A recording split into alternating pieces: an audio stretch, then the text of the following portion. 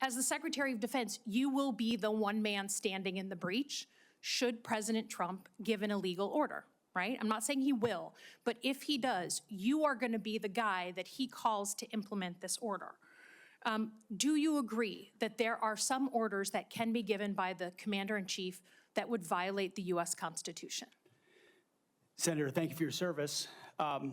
But I reject the premise that President Trump is going to be giving illegal orders. No, I'm not saying he will, but do you believe there is such a thing as an illegal order that Joe Biden or any other president, Donald Trump, could give? Is there anything that a commander-in-chief could ask you to do with the uniformed military that would be in violation of the U.S. Constitution? Senator, anybody of any party Right. could give an order that is against the Constitution or against the law. Right. Okay. So are you saying that you would stand in the breach and push back if you were given an illegal order? I start by saying I reject the premise that President Trump will be giving you've done your any genuflecting illegal to him, orders but at all.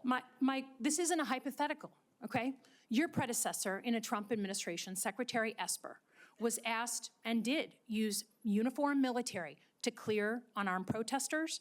He was given the order to potentially shoot at them. Helos flew low in Washington, D.C. as crowd control. He later apologized publicly for those actions. Was he right or wrong to apologize? Senator, I was there on the ground. I saw the I understand, and I respect that. I've been there. But you're about to be the Secretary of Defense that was involved in that moment. I was he right to? So he was legality and the Constitution. Sir, was he right or wrong to apologize?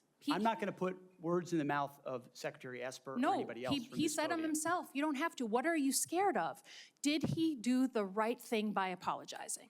I'm not scared of anything, Senator. Then say yes or no. You can say no. I'm interested in upholding the laws and the Constitution in any particular scenario. Donald Trump asked for the active duty 82nd Airborne to be deployed during that same time. Secretary Esper has written that he convinced him against that decision.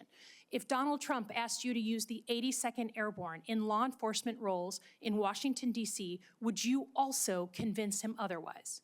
I'm not going to get ahead of conversations I would have with the president. However, there are laws and processes inside our Constitution that would be foul.